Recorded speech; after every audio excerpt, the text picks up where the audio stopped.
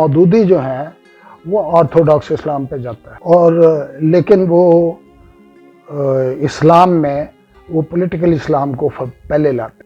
Political Islam اس لیے کہ حضور صلی اللہ علیہ وسلم کی جو سکسیس کو آپ میئر کرتے ہو کہ ہی اسٹیبلشڈ اے اسٹیٹ اور وہ اسٹیٹ بہت پھیلی اور بہت کامیاب ہوئی اور لوگ جو ہیں جوک در جوک شامل ہو گئے.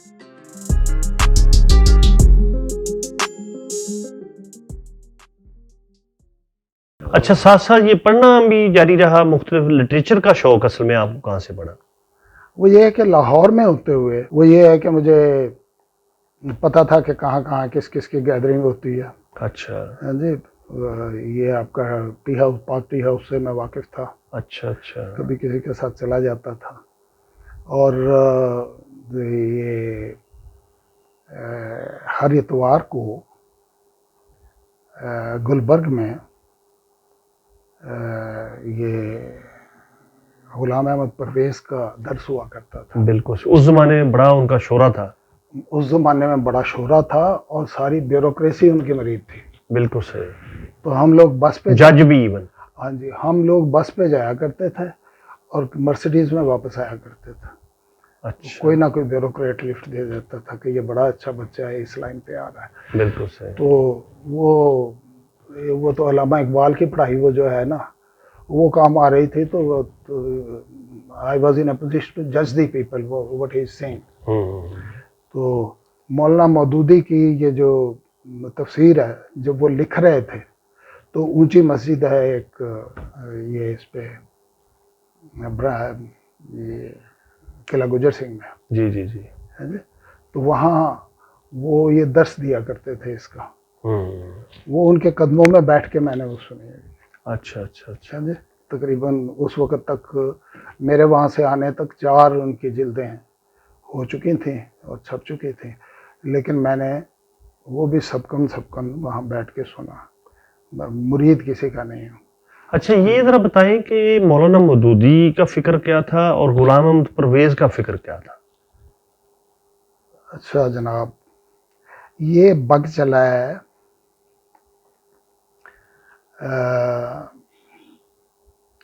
سر سید احمد خان سے. سر سید احمد خان ٹھیک ہے گوروں سے بہت امپریس تھے اور وہی زمانہ ہے جب مرزائیت بھی شروع ہوئی ہے. اور انگریزوں کے زمانے میں ان خیالات کے لوگوں کو بہت لفٹ ملتے تھے. یعنی جو پروگریسو انہیں کہہ لیں کہ جو ڈیفرنٹ ہیں، جو ٹریڈیشنل اسلام سے ہٹ کے ہیں. ٹریڈیشنل اسلام سے ہٹ کے ہیں اور اسلام میں سے کچھ چیزوں کو کٹ آف کرنا چاہتے ہیں. ٹھیک ہے جی، جہاد کو نکالنا چاہتے ہیں، سود کو نکالنا چاہتے ہیں.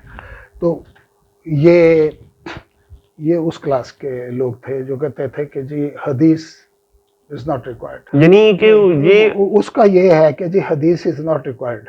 ہاں جی، تو حدیث جھگڑا ہے تو وہ قرآن میں بھی جھگڑا ہے. ایک بات.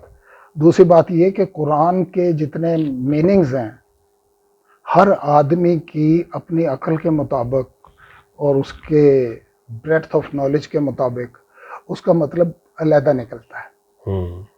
تو اس لیے ایک مذہب جو تھا باطنی بھی تھا کہ جی وہ جو امام پہ باطن میں القاء ہوتا ہے وہ اصل مطلب ہے، یہ لفظی مطلب کچھ نہیں ہے. مودودی جو ہے وہ آرتھوڈاکس اسلام پہ جاتا ہے. بالکل صحیح. ٹھیک ہے نا. اور لیکن وہ اسلام میں وہ پولیٹیکل اسلام کو پہلے لاتے ہیں. بالکل صحیح. پولیٹیکل اسلام اس لیے کہ حضور صلی اللہ علیہ وسلم کی جو سکسیس کو آپ میئر کرتے ہو کہ ہی اسٹیبلشڈ اے اسٹیٹ اور وہ اسٹیٹ بہت پھیلی اور بہت کامیاب ہوئی اور لوگ جو ہیں جوک در جوک شامل ہو گئے. ٹھیک ہے جی. تو وہ کہتے ہیں کہ جی جب آپ کا کنٹرولرز جو ہیں وہ ٹھیک ہو جائیں گے تو پبلک خود ہی ان کے یعنی عوام جو ہوتی ہے وہ اپنے سرداروں کی ان کو فالو کرتی ہے. اور غلام احمد پرویز کی فکر کیا تھی؟ غلام احمد پرویز کی فکر یہ تھی کہ جی قرآن لفظ بلفظ جو ہے وہ پڑھو، غور کرو، اور جو مطلب آپ کے سمجھ میں آتا ہے اس پہ عمل کرو. تو وہ ایک قسم کا یعنی ایسا اسلام ہے جس پہ کسی مذہب کو بھی کوئی اعتراض نہیں. اچھا، ان کا کیا یعنی غلام احمد پرویز صاحب کا کیا اسلام تھا؟ اس نے سوشلزم کو بھی سپورٹ کیا، یعنی اس کا ایک پمفلٹ تھا موضع تنگ اور اسلام، ہے جی. اور کرسچنس کو بھی وہ اسی طرح وہ کہتے ہیں جناب خیرات کرو، یہ کرو، وہ کرو. وہ تو جو اسلام میں ساری اچھی باتیں ہیں یا سارے مذاہب میں جو بنیادی چیزیں ہیں، جھوٹ مت بولو، ہاں جی، بے ایمانی مت کرو، چوری مت کرو، ہاں جی، وہ ساری جی قرآن یہی پڑھاتا ہے بس. That's all. بالکل صحیح. دیٹ مینس کہ اگر انگلش میں آپ لیں نا اسے کہ being a gentleman is being a Muslim. بالکل صحیح. تو عبادات پہ کسی چیز پہ کوئی زور نہیں. آپ کو ذاتی طور پہ کس کا موقف زیادہ اچھا لگا؟ میرا اپنا موقف ہے. وہ کیا ہے؟ میرا اپنا موقف یہ ہے کہ پارٹی بنا کے یا کسی کو چیلنج کر کے آپ کوئی مذہب جو ہے لاگو نہیں کر سکتے، کوئی بھی آئیڈیا لاگو نہیں کر سکتے. آپ کے اپنے دل میں آپ کو جو سمجھ آتی ہے وہ صحیح اسلام ہے آپ کا، ٹھیک ہے جی. تو اس میں ڈفرینس ہو سکتا ہے تو، لیکن اس میں ریجمنٹیشن کرنے کی ضرورت نہیں. مجھے یہ کہنے کی ضرورت نہیں کہ آپ بھی یہ بلیو کریں. بالکل صحیح. یعنی اپنا نظریہ دوسروں پہ امپوز نہ کریں، تھوپنا. تو یہ تو سیکولرزم کے بہت قریب ہے آپ کا نظریہ. نہیں، وہ یہ ہے کہ negation of God, negation of prophet, negation of Quran. تو میں تو اسے جرم سمجھتا ہوں. نہیں، سیکولرزم میں بھی کسی مذہب کا کوئی انکار نہیں ہے. سیکولرزم کے دو مطلب ہیں. ہوں. ایک سیکولرزم تو یہ ہے جو آپ فرما رہے ہیں جی، کہ ٹھیک ہے آپ جو ہیں سو ہیں، تو دوسروں کو بھی اتنا ہی رسپیکٹ دو، ٹھیک ہے، ان کا اپنا خیال ہے. تو لیکن جو ہمارے سوشلسٹ بھائی وہ بیان کرتے ہیں، وہ یہ کہتے ہیں کہ جب تک مذہب کو ختم نہ کیا جائے کہ مذہب افیون ہے اور یہ ہے وہ ہے، مذہب کو ختم نہ کیا جائے کوئی چیز نہیں ہوتی. بھائی سسٹم کوئی بن ہی نہیں سکتا، کسی بیسک پرنسپلز کے بغیر کوئی سسٹم نہیں چل سکتا. بالکل. اور اسی لیے کمیونزم نہیں چلا. اور کمیونزم جب ختم ہوا ہے 100 سال چل کے، 100 سال سے زیادہ چلا ہے، تو چلنے کے بعد جب ختم ہوا ہے تو ریلیجن واز اسٹل دیئر.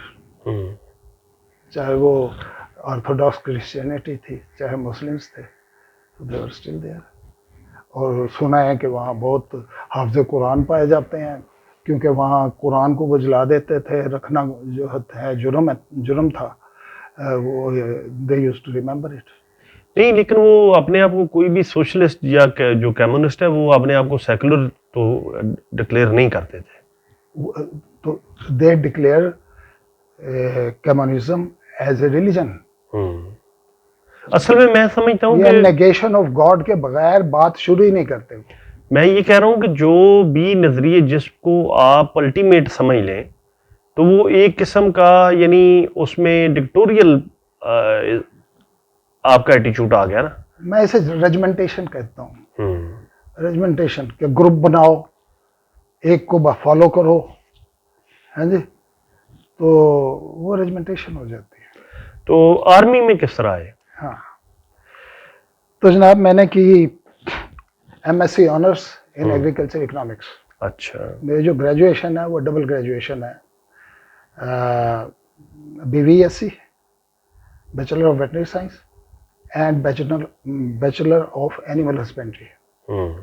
اب یہ دو سبجیکٹس علیحدہ علیحدہ ہیں ایگریکلچر یونیورسٹی میں.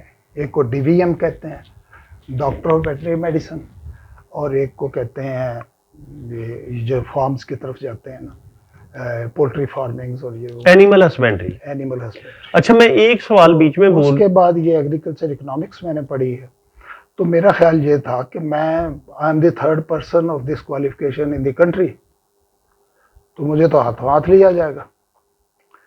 تو جب میں وہ کر کے نکلا ہوں تو پتہ یہ چلا کہ I am at par with the M A economics اچھا، یعنی وہ آپ کا بدل گیا سب کچھ ہی. ان دی مارکیٹ.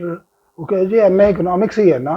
ہوں حالانکہ وہ ایم اے اکنامکس کیا بتائے گا کہ جی آپ نے 100 جانور پالنے ہیں تو چارہ کتنا چاہیے, یا ونڈا کتنا چاہیے, یا کون سا ونڈا کون سے جانور کو کھلانا, یا اگر آپ کہتے ہیں کہ جناب اس فصل کو 1 فٹ پانی چاہیے. ذرا افزان سن لئیے کیونکہ سانو ویسے بھی مولوی گل تے کرنی دینی. اچھا کنور صاحب, لاہور رہتے ہوئے جو آپ پاکٹی اس میں جاتے اس زمانے میں کون سے لکھنے والے کوئی جس سے آپ امپریس ہوئے ہوں یا جن کو آپ نے دیکھا ہو اس وقت کے معروف لکھنے والے؟ اتنا مجھے ابھی یاد نہیں ہے, لیکن ہمارے اکثر جو شاعری کے شوق تھے وہ اس مزدور شاعر کے پاس جایا کرتے تھے. حبیب جالب؟ حبیب جالب نہیں, وہ انارکلی میں نیلا احسان دانش. احسان دانش کے پاس. منیر نیازی سے ایک دفعہ ہم نے رستہ پوچھنے گئے تھے اس کا یہ اشفاق احمد کا. اچھا, وہ کہنے لگے اس وقت تو وہ بیٹھے ہوں گے وہاں اور اپنا سائنس اس میں یہ Urdu science board, Urdu science board میں, تو ادھر چلے جائیں. وہ نا بلکہ انجنی کیا ہوئے گا نا, کیا ہوئے گا بیٹھا ہونا ہے اردو سائنس بورڈ سے. نہیں, بڑے ادب سے بتایا. میرے ساتھ ایک کیپٹن ریٹائر ریاض علی جو کہ بچپن میں ان کا کلاس فیلو تھا. اچھا اچھا, تو وہ کہتا تھا چل یار تینوں ملا کے لے آنا.